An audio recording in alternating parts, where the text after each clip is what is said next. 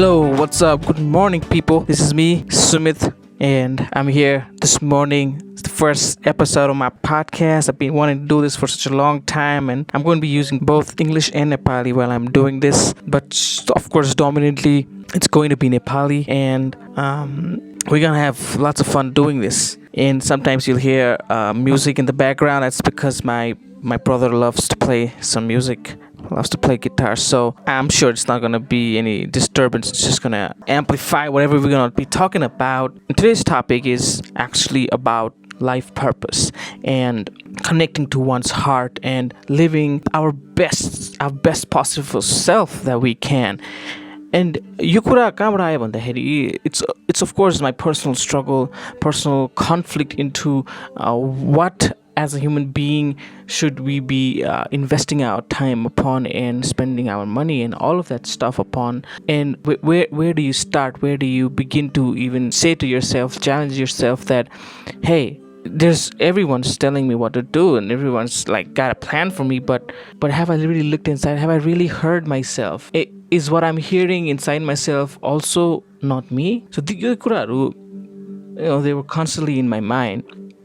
And when I made a decision to pursue a very unconventional path of coaching, of NLP, of healing, of therapy, it was challenging in the beginning. It still is in terms of the business aspect. I'm still learning a lot of stuff, but I have seen the results that I've been able to create in my, not only in my life, but also in the people, for the people that I've worked with. I've almost covered over 500 hours of coaching, and I'm really proud of that. It just shows me that once you have that vision, once you just want it too much, once you feel something deeply connected to that purpose, you can make the difference. You can take actions and you can do this stuff. So recently I had this conversation with a few of my classmates. I'm doing MBA in a non-profit. So there was this conversation that just sparked up, and there was a friend of mine who was talking about how they're not satisfied with the work they're doing, and how it feels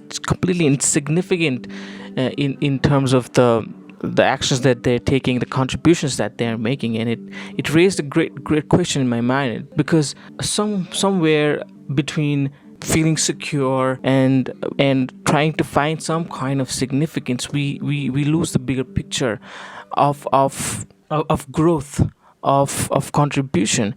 And this is what we talked about. So when we were when I was just listening, I was just listening, and the things that was being talked about was how can I just stop working, and how will I be able to be sane. It's such a challenging thing for us to have a break, because as we all know, when we don't have a certain specific role or work to do, our minds can go crazy and can go to all the places that we don't want it to go. And that is a very relevant point. That is a very good point that was being put out there. Also, another thing about what's going to happen in my social circle, my friends, of course, they'll be continuing, they'll be getting promotions, they'll be doing other things, and where will I be? Right? So these were all the resistance, all the things that were being put out there. And in my own experience, I have actually worked with someone who's in a corporate job in a bank, and they had the same kind of an issue. He said to me, when he came to me, he didn't come to me with this issue. He came to me with the issue of anxiety, not being able to approach people, talk to people, and his work was in customer service. So I mean, that is too ironic. You can't be a good customer service if you cannot communicate, if you cannot talk to, if you cannot make your customer feel safe at home. And so he came to me with mild to severe anxiety depending upon days. And I said, you see, for me to work with that, it's not gonna take a lot of time. I can just do a simple technique, and I can easily cut off your anxiety. But I don't want to work on the branches. I want to work deep. I want to work deeper into the roots of the issue. What is actually happening to you, right? As we went on, as the sessions went on, we looked into a lot of things that were his limiting beliefs that sprung up because of the way he communicated. Someone has said something to him as a child, and that just stuck to him, and that resulted in him never being confident about speaking. I know. And not only that, but the conflict, the constant conflict of not being able to follow what his heart was trying to tell him. Because you work in a bank, you get a good amount of money, you're just safe, you're secure. And this is the same thing we talked about again and again. We actually discovered these two parts, one which was just trying to keep him safe again and again and again and again, and another part that wanted a challenge, that wanted to come out of that shell, that wanted to grow, that wanted to speak.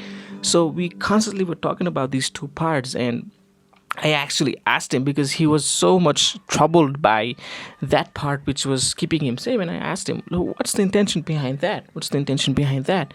And he was able to deal with it. He was able to actually accept it and love it and cherish it and move on. Because the whole point is to move on, right? And when we don't accept that part of ourselves that is scared, and we don't give it love, and we don't give it understanding, it won't go away. It's there to seek your attention. And that's what we did. So as that began to open up more, the energy, the whole energy, that dominant energy that he carried of anxiety and fear, just went away. It was more openness. There was more. The body language shifted. His face completely changed. This really happened. This really happened. And eventually, my whole intention was not about, like, it's maybe because of the job, because no, it's never because of things in the outer. We can say that, but it's always things in the inner. So it's all about bringing perspective into how we're thinking about things, what kind of beliefs we have, what kind of values we are carrying on. And sometimes we don't even look into this. We don't even look into what values we have. And that was a big turning point for him. So, his values were too much on higher values were on creativity and happiness and calmness, and none of that was being matched to what he was doing. So there was a complete mismanagement, complete conflict between what he was doing and what his values were. So as we worked on that, he began to realize what he actually needs to do. And this was kind of a surprise, but he did, in like maybe 2-3 weeks after working, he did quit his job. He went on to do another kind of thing. He got skilled in some things, and we even identified his higher purpose, which is to bring calmness and peace through yoga and meditation. That was something he never ever had thought about. So it just completely shifted his mind, completely shifted his approach to life, and we were able to have a successful 15 to 20 hours. And so that's the thing. I mean, most of the times it's just the limitations in our mind, limitations that we've created unconsciously, or consciously or unconsciously. Most of the time it's unconscious. And when it's unconscious, we never come to look at it, because we're so much because our attention is so much dragged by things that are happening constantly. We've been fed with data. There's all these companies, there's all these multinational companies that are just bombarding you with information, and why you should like them, why you should buy them.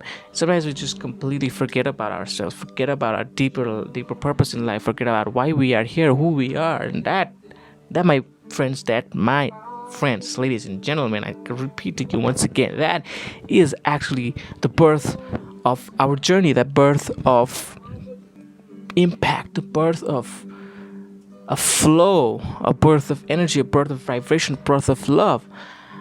And I'm ready. I'm ready to take people on that journey. And I'm certified practitioner of NLP. I've experience with this stuff, so I know I can help. I know I can change those wirings that have happened, and we can go with this journey together to expand, to explore, to see what's really out there for us to create a completely new community where we can rejoice, where we don't have to worry about things like corruption or theft, or that's the bigger picture, right? Because once you have a deeper experience of who you are, no one has to teach you about goodness and morality. It's nature. It's natural. It's always been natural. So that's the bigger vision that I want to be a part of. And I want every person I work with, I want to make them a part of that vision as well. So thank you for listening. You stay tuned for more podcasts, more episodes, and at the end, I would like to thank my friend Ashish who helped me compile this whole thing. And yeah, I'm planning to call guests and talk about these issues more and more. And so follow me on Facebook, Sumit Kimire, on Instagram, Coach Sumit. You can go to my website, sumitkimire.com.np, to know more about different things that I offer, and just my whole story and all of that stuff. So I'm signing out for now. Thank you. Have a lovely day. Check yourself out. Bye bye. Peace. Love you.